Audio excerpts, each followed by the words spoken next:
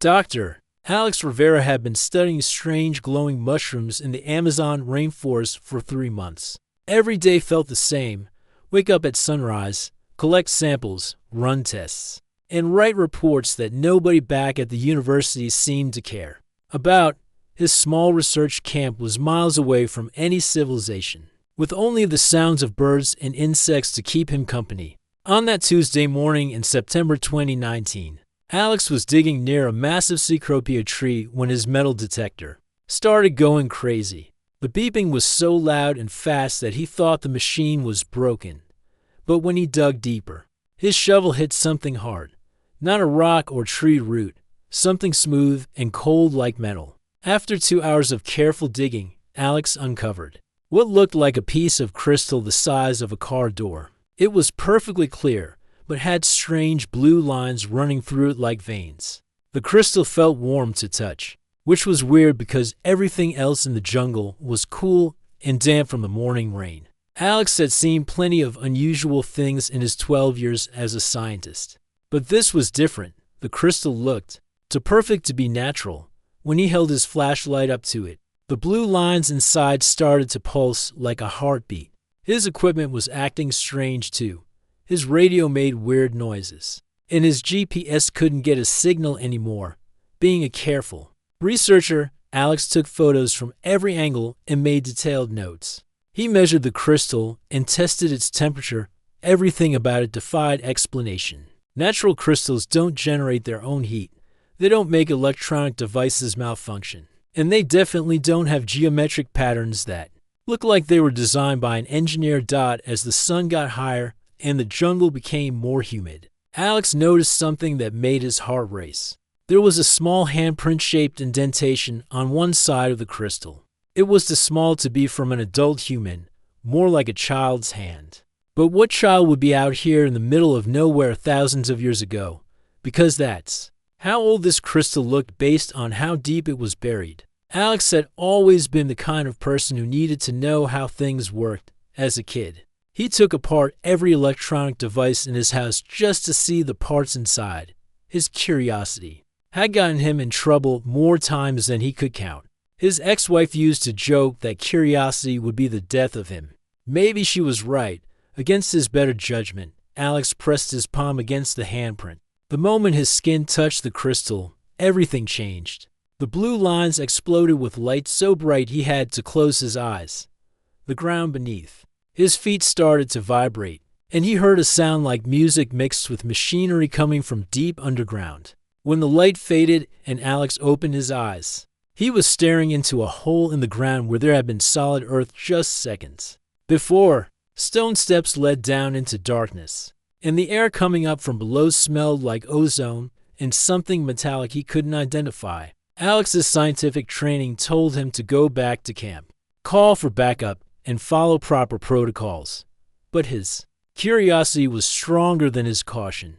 He grabbed his flashlight and started down the steps. The walls on both sides were covered in symbols that looked like a combination of mathematics and art. They glowed softly with the same blue light. As the crystal dot at the bottom of the steps was a room about the size of a basketball court. The ceiling was high and covered in more glowing symbols. In the center of the room sat what looked like a transparent coffin, filled with some kind of clear liquid. And floating inside that liquid was a woman. Alex's first thought was that he had stumbled onto some kind of crime scene. Someone had built this underground chamber and hidden a body here. But as he got closer, he realized this wasn't any ordinary situation.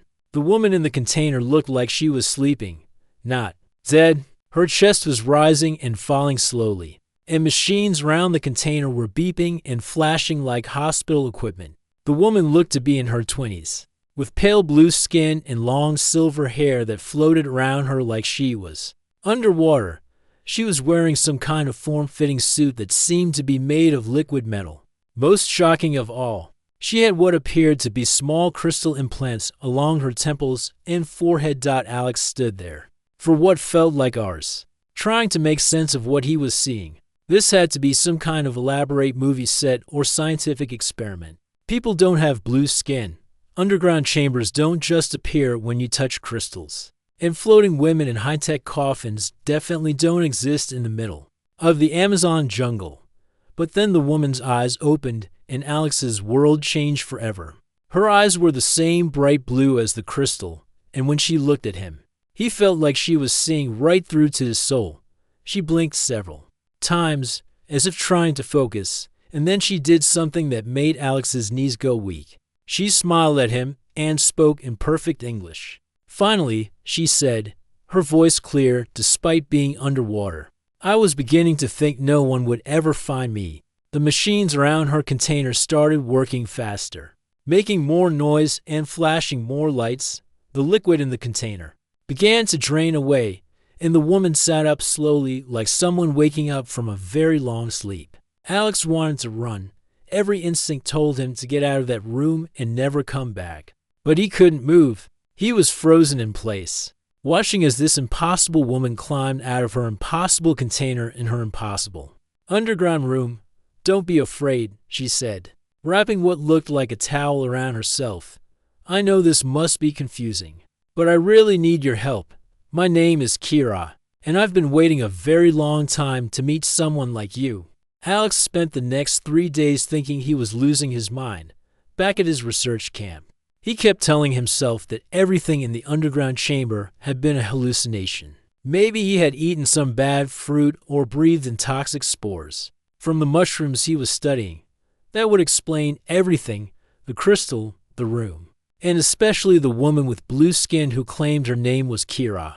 But every morning when he woke up, he could still smell that metallic scent on his clothes. His equipment was still acting strange, and his metal detector wouldn't work properly anymore. Most convincing of all, he had photos on his camera that proved everything had really happened. On the 4th day, Kira appeared at his camp. Alex was sitting by his small fire, eating beans from a can and trying to write a report that wouldn't get him fired from the university. He looked up and there she was, standing at the edge of his camp like she had just walked out of the jungle. She was wearing normal clothes now, jeans and a simple white shirt, but her skin was still that impossible shade of blue. "Hello again," she said, sitting down across from him like they were old friends. "I hope you don't mind that I found your camp. I followed the scent of your fire." Alex dropped his spoon. "You're real," he whispered. "Very real," Kira said with a gentle laugh. "And very grateful that you found me. I've been alone for so long that I almost forgot how to talk to people."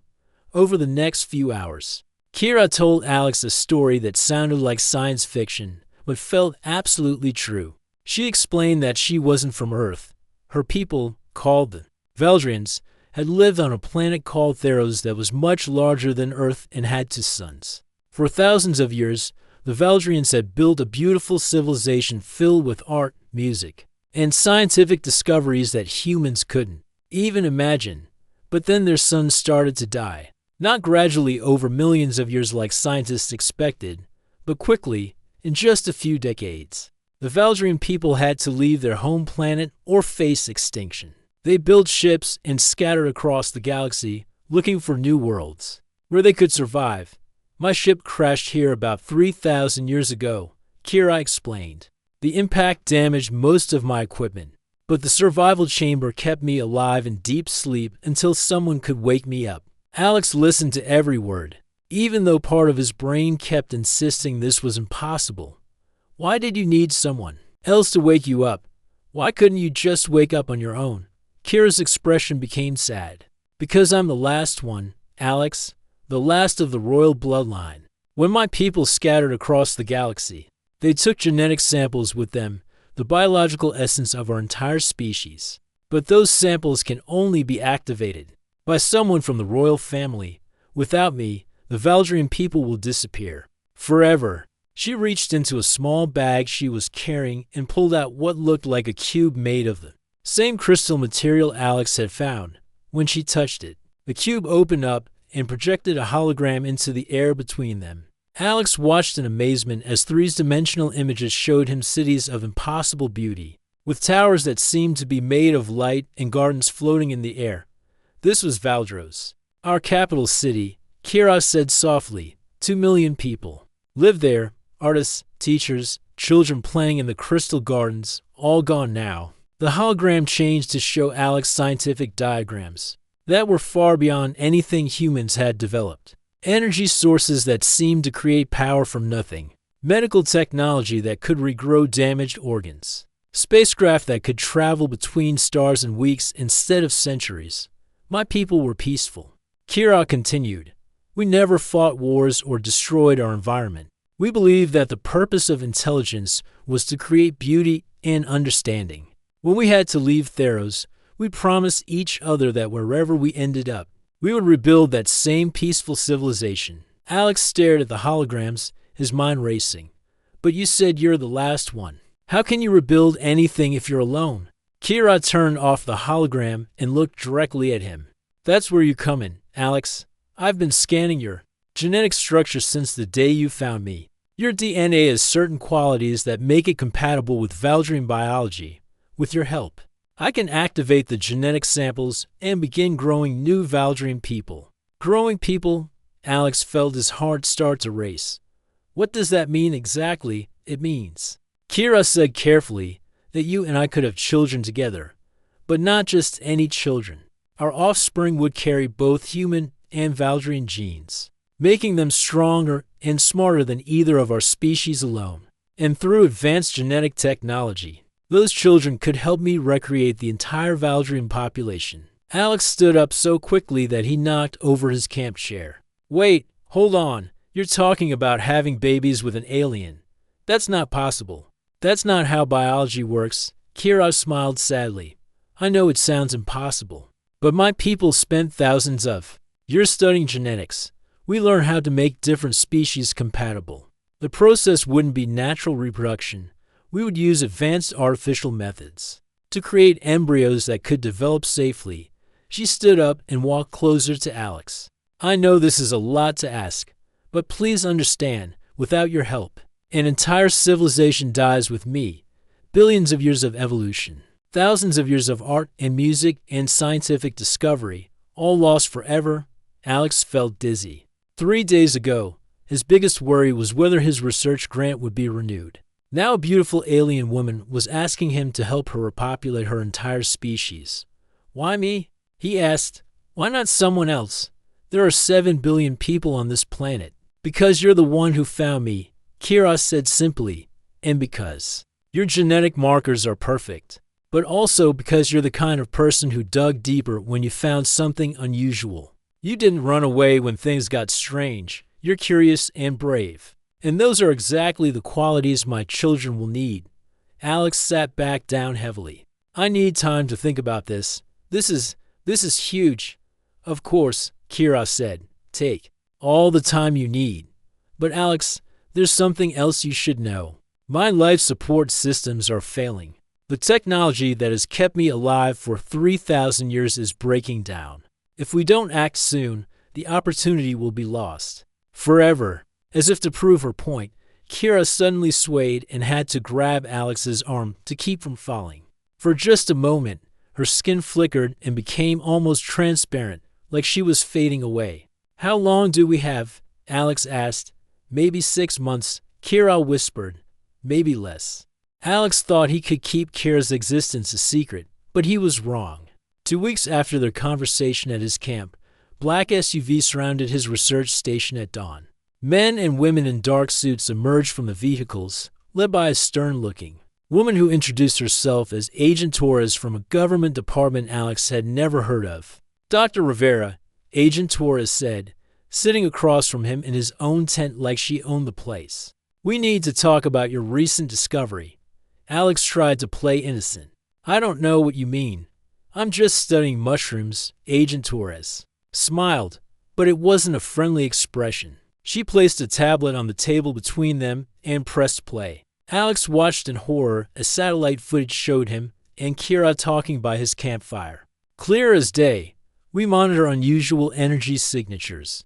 Around the globe, Torres explained, when a massive electromagnetic anomaly appeared in the Amazon rainforest, followed by reports of equipment malfunctions from research teams in the area, we investigated. Imagine our surprise when we found you having late-night conversations. with someone who doesn't appear in any human database. Alex's mouth went dry. You've been watching us for the past 10 days, Torres confirmed. Long enough to know that your friend Kira is not from around here. We've also detected technology signatures unlike anything on Earth coming from the area where you first encountered her. Before Alex could respond, Kira herself walked into the tent. The government agents reached for their weapons, but Torres held up a hand to stop them. Agent Torres, Kira said calmly, as if they were meeting for coffee. I've been expecting you. Torres studied Kira with professional interest. You know who I am. I know your government has been preparing for contact with non-human intelligence since the 1940s.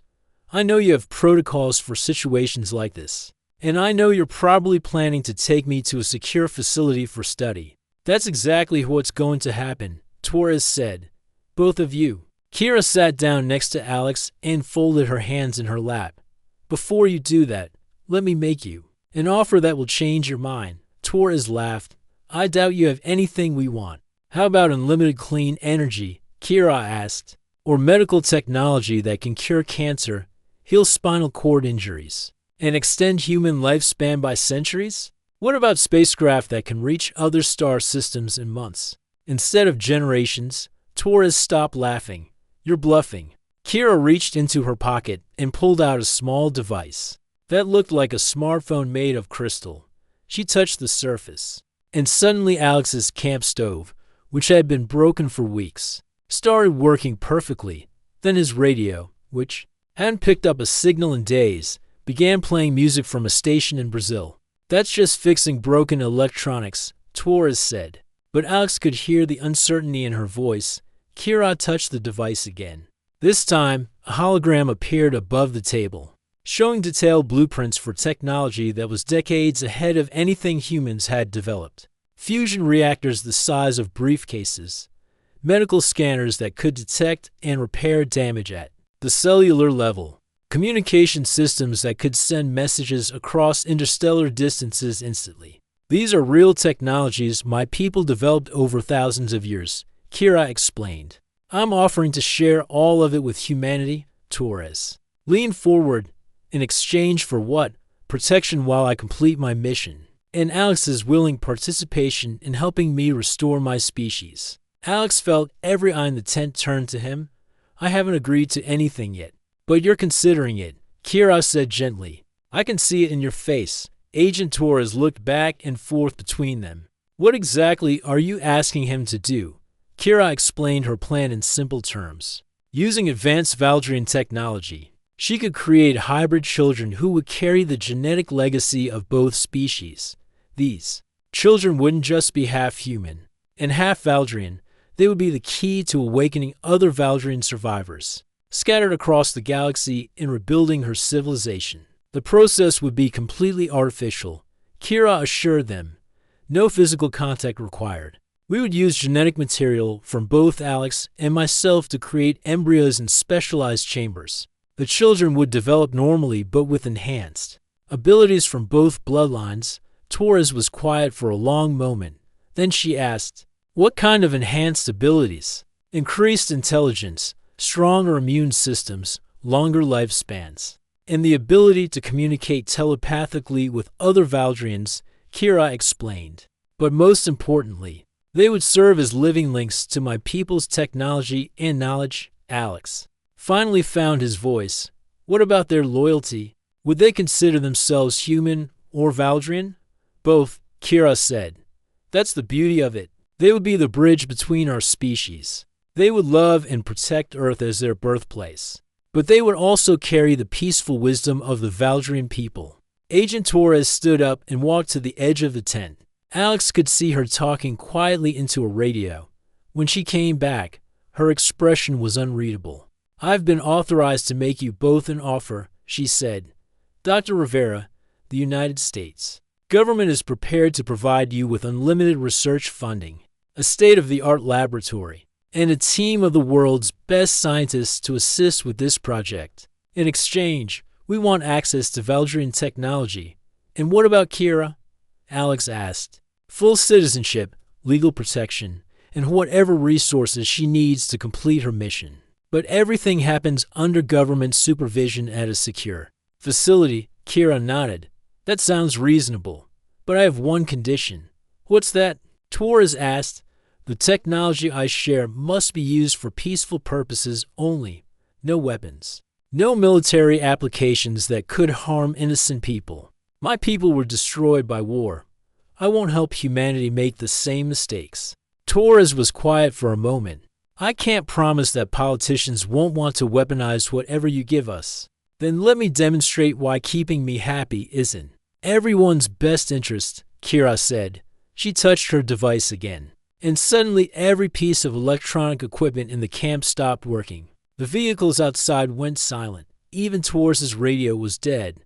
I can control any technology based on electromagnetic principles, Kira explained calmly. If I'm threatened or if I believe humanity is misusing my gifts, I can shut down your entire electrical grid permanently. She touched the device again, and everything came back to life.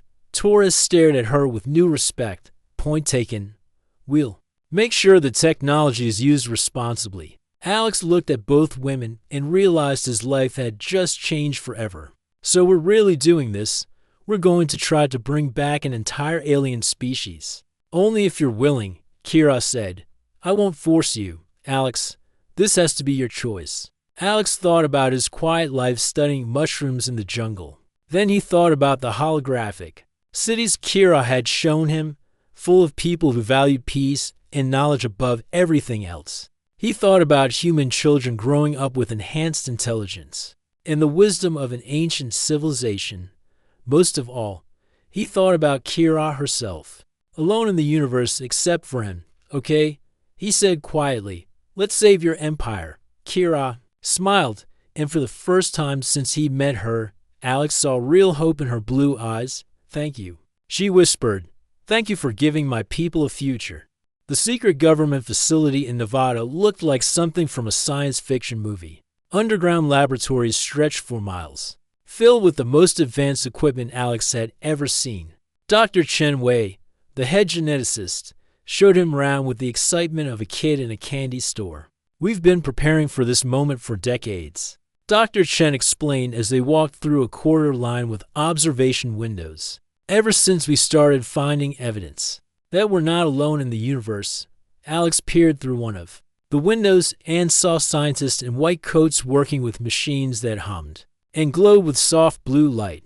How many people know about this place? Need to know basis only, Dr. Chen replied. Maybe 50 people in the entire world, and now you're one of them. The next few weeks were a whirlwind of medical tests, genetic analysis, and technological wonder. Kira worked alongside the human scientists, teaching them about Valdrian biology and the complex process they would need to follow. Alex discovered that creating hybrid children wasn't as simple as mixing genetic material in a test tube. The Valdrian reproductive system is quantum-based.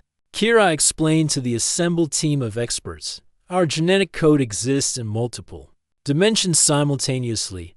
When we reproduce naturally, our consciousness helps guide the process. Since we're doing this artificially, we need to create quantum resonance chambers that can mimic that guidance.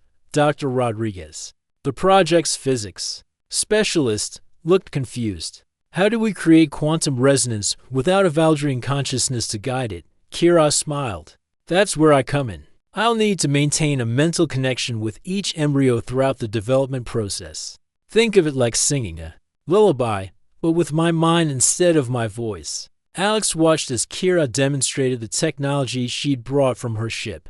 The genetic chambers looked like crystal eggs filled with a liquid that sparkled like starlight. When Kira placed her hands on the surface, the liquid began to glow and swirl in patterns that reminded Alex of galaxies forming in space. It's beautiful, whispered Dr. Lisa Park, the team's developmental biologist. I've never seen anything like it. Each chamber is grown, not manufactured, Kira explained. The crystal matrix is alive in its own way. It responds to thought and emotion as much as to scientific programming. The first month was spent just understanding the technology. Alex found himself working 18-hour days, learning concepts that human science was centuries away from discovering. But the hardest part wasn't the science. It was the personal aspect. "Are you sure about this?" Alex's sister Rachel asked during one of their video calls. She was the only family member he'd told about the project, and even then, he'd had to leave out most of the details. "This sounds like it could be dangerous." Alex looked around his small apartment within the facility. Through his window, he could see Kira in the garden area, teaching some of the younger scientists how to grow plants using Valdrian techniques. She'd been having trouble with Earth's gravity and atmosphere, but she never complained. "I think it's the right thing to do," Alex said finally. "These people, her people, they were peaceful. They never hurt anyone.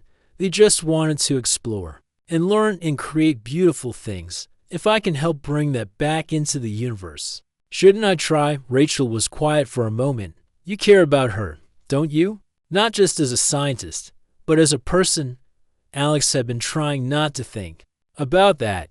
Over the past month, he and Kira had spent countless hours together. She'd shown him holographic recordings of Valdrian music that made him cry. She taught him meditation techniques that helped him feel more connected to the universe than ever before. When she laughed at his jokes about Earth culture, he felt a warmth in his chest that he hadn't experienced in years. "It's complicated," he admitted.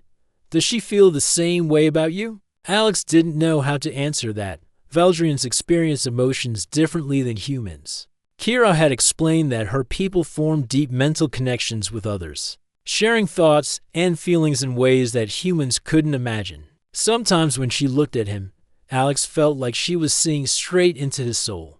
The breakthrough came in the second month. Dr. Chen had been working on compatibility issues between human and Valdrian genetic structures when Kira suggested a completely different approach. Instead of trying to force compatibility, she said, "What if we let the genetic material find its own balance? Valdrian genes are designed to adapt. If we give them the right environment, they'll naturally adjust to work with human DNA." The first test was amazing to watch. Alex provided a small genetic sample, and Kira did the same. When the materials were combined in the quantum resonance chamber, the liquid inside began to glow brighter. Patterns formed and shifted like a living kaleidoscope. "It's working," Dr. Park whispered, monitoring the readouts on her screens. "The genetic structures are merging perfectly." Alex felt a strange tingling sensation, like electricity running through his body. Kira gasped and grabbed his hand. "Can you feel that?" she asked. "The connection?" Alex could feel it, a warm presence at the edge of his consciousness, like someone humming a song just too quietly to hear. "What is it?" "The beginning of a new life," Kira said softly. "Our child." Over the following weeks, they watched in amazement as the embryo developed in the crystal chamber. It grew faster than a normal human baby would, but not so fast that it seemed unnatural. The readings showed brain activity that was far beyond what any human infant should have. "The neural development is incredible," Dr. Chen reported during their daily briefings.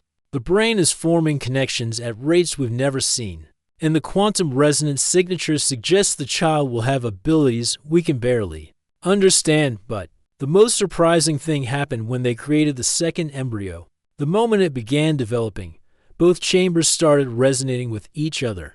The unborn children seemed to be communicating, their consciousness already linked across the quantum field that Kira had described. "They're talking to each other," Kira said with wonder in her voice, "even before birth. They're forming the network that will connect all Valdrians." Alex watched the two chambers pulse in perfect rhythm and felt a mixture of pride and terror. These weren't just his children. They were the first members of a new species that would bridge to worlds. "What have we done?" he whispered. Kira squeezed his hand.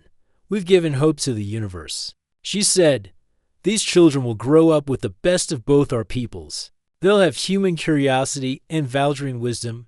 They'll be explorers and peacemakers and teachers." As if responding to her words, both chambers flared with brilliant light. For just a moment, Alex felt a presence touch his mind, young and eager and full of love. His children, saying hello from across the barrier between thought and flesh. "They know us," he said in amazement. "They know who we are."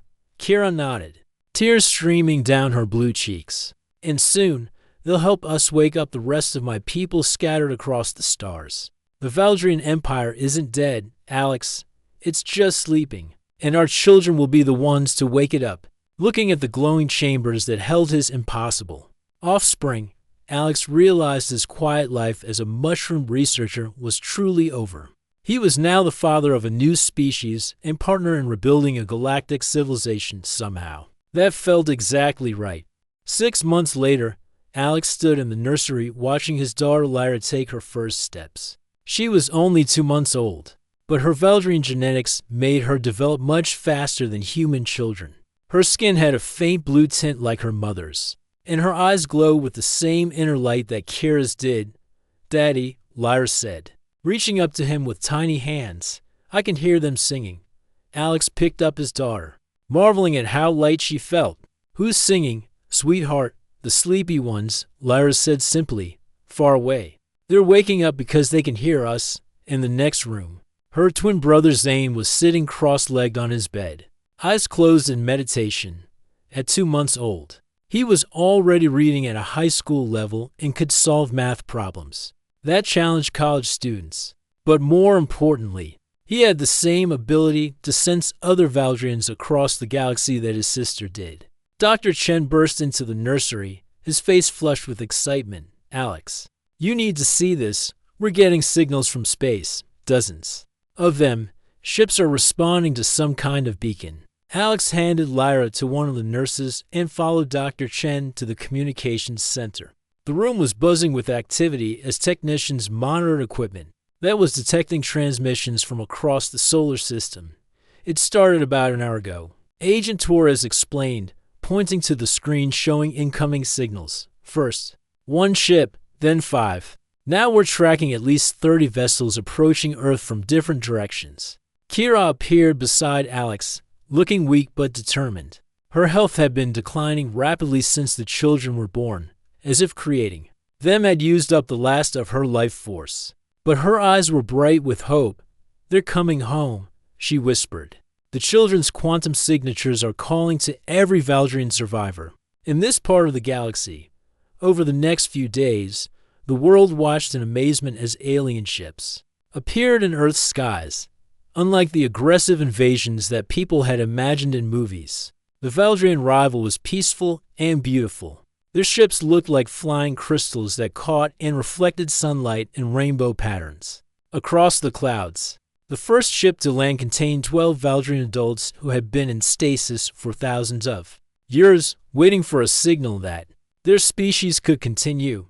When they met Lyra and Zane, the reunion was unlike anything Alex had ever witnessed. The adult Valdrians knelt before the children and began to sing in harmonious tones that made the air itself shimmer. Lyra and Zane responded by glowing brighter, and suddenly everyone in the room could feel the connection between them, a warm, loving presence that spoke of unity and peace. They're sharing memories, Kira explained to the amazed human observers. The children are learning thousands of years of Valdrian history, culture, and knowledge in just minutes. And the adults are learning about Earth through the children's experiences. Alex watched his son and daughter absorb the collective wisdom of an ancient civilization, while simultaneously teaching the newcomers about human culture.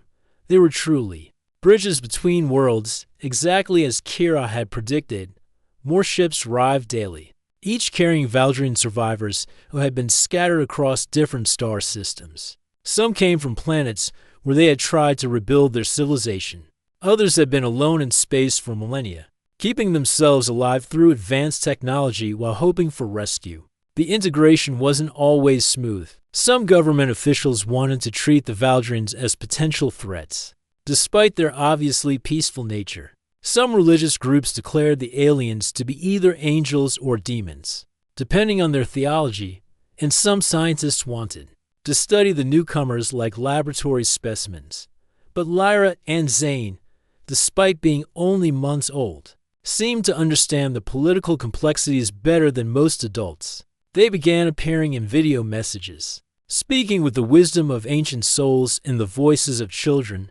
"We are not invaders," Lyra said during a broadcast that was watched by over 1 billion people. "We are refugees who have found a new home.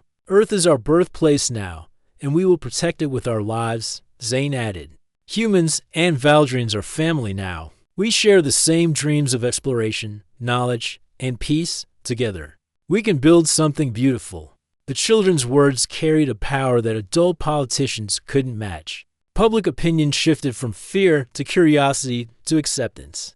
Remarkably quickly, when Valdrian ships began sharing their clean energy technology and advanced medical treatments, even the skeptics had to admit that humanity was better off with their new neighbors. Alex found himself appointed as Earth's first ambassador to the Valdrian people, a role he never could have imagined when he was digging in the Amazon mud. He spent his days helping coordinate the integration of two civilizations, while watching his extraordinary children grow and learn at an incredible pace. The hardest part was watching Kira fade away. Her mission was complete, but the effort had cost her everything. She spent her final days in the garden she had created at the facility, surrounded by plants from both Earth and the memories of her lost homeworld. "Are you afraid?" Alex asked her one evening as they sat together watching the sunset. "No," Kira said softly. "I'm grateful. I live to see my people have a future. I live to meet you. I live to hold our children and know that they will carry the best of both our worlds into the stars." She took his hand, and Alex felt the familiar warmth of their mental connection. But this time, it was different. Instead of just sharing thoughts and feelings, Kira was sharing something deeper, the essence of who she was. "I won't truly die," she whispered. "Valdrian consciousness can merge with the quantum field that connects all of us. I'll become part of the network that guides our people. I'll always be watching over you and the children." When Kira passed away peacefully that night, something amazing happened. Every Valdrian on Earth and in the approaching ships felt her presence join the collective consciousness of their species. She became not just a memory, but a living part of the network that would guide the Valdrian people as they built their new civilization. Lyra and Zane, now 6 months old but speaking and thinking like teenagers, stood with Alex at Kira's memorial service. Instead of grieving, they were smiling. "She's still here," Lyra explained to the gathered crowd of humans and Valdrians. "We can feel her in the quantum field. She's happy," Zane nodded. "She says to tell you that this is just the beginning. The Valdrian Empire was never about ruling others. It was about bringing peace and knowledge to the universe. Now that Empire will be reborn. But it will be different, better. It will be human and Valdrian together." As Alex looked up at the night sky, he could see the lights of Valdrian ships arriving from across the galaxy. Each one carried survivors who had given up hope of ever seeing their people again. Now they were coming home to a new world, guided by the quantum beacon that his children maintained.